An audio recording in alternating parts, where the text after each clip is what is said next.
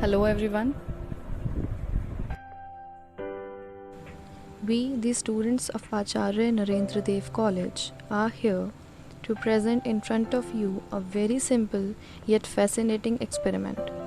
Our group, which includes me, Sneha, Shreyansh, Junaid, Manshi, and Shruti, have tried to perform and present an experiment to find out about blood group and type. But that's not it.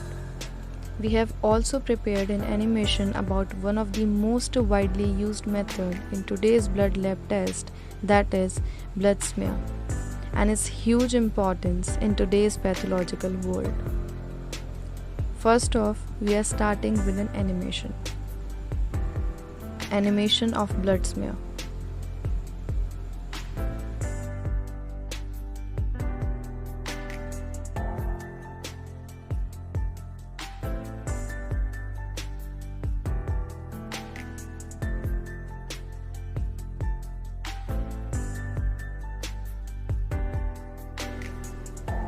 Aim: to prepare a blood smear slide.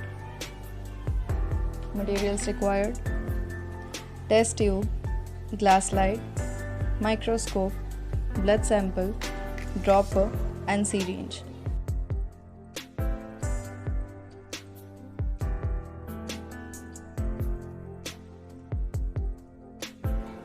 Procedure: first we will sterilize a finger.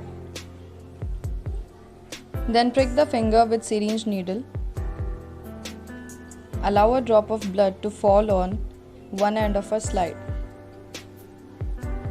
Cover the finger with cotton swabs. Second slide is then placed almost at right angle to the first slide and then touching the drop of blood. Then in one swift motion, the second slide is slided towards the other end. This will create a thin film of blood.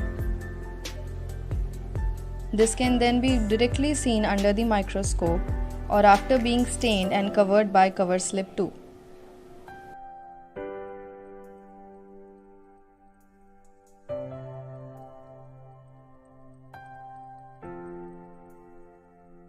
We would like to draw your attention on the importance of blood smear, as it is one of the most basic and important procedure during blood evaluation in labs. A blood smear is a drop of blood spread thinly onto a glass slide that is then treated with a special stain, and the blood cells on the slides are examined and evaluated. Traditionally, trained laboratorians have examined blood smears manually using a microscope. More recently, automated digital systems have become available to help analyze blood smears more efficiently. A blood smear is a snapshot of the cells that are present in the blood at the time the sample is obtained. The blood smear allows for the evaluation of these cells. First is white blood cells or leukocytes, which help fight infections or participate in immune responses. Second is red blood cells or erythrocytes, which carry oxygen to tissues.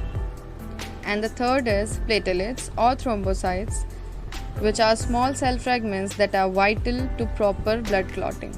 These cell populations are produced and mainly mature in the bone marrow and are eventually released into the bloodstream as needed.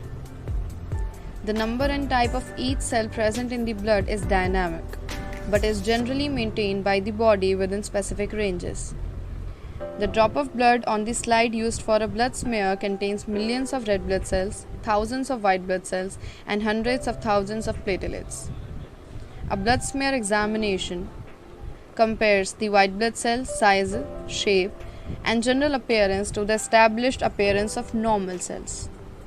It also determines the 5 different types of white blood cells and their relative percentages, which is manual white blood cell differential. It evaluates the size, shape and color of the red blood cells, which is red blood cell morphology. It estimates the number of platelets present. A variety of diseases and conditions can affect the number and appearance of blood cells. Examination of the blood smear can be used to support findings from other tests and examinations. For example, Red blood cells that appear smaller and paler than the normal may support other results that indicate a type of anemia. Similarly, the presence of white blood cells that are not fully mature may add to information from other tests to help make a diagnosis of infection, malignancy, or other conditions.